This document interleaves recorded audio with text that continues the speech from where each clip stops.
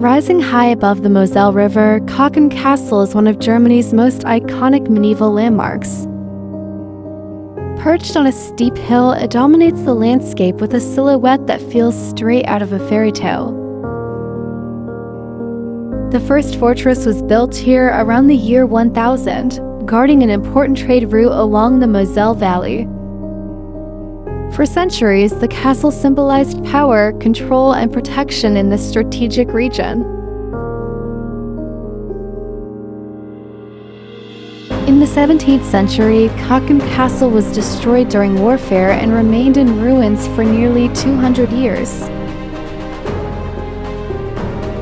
What we see today is the result of a 19th century reconstruction inspired by romantic neo-Gothic ideals rather than pure medieval design.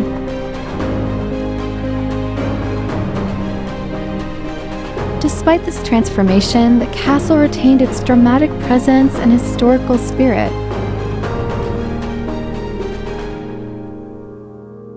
Towers, battlements, and sharp rooftops were rebuilt to reflect how people once imagined the Middle Ages.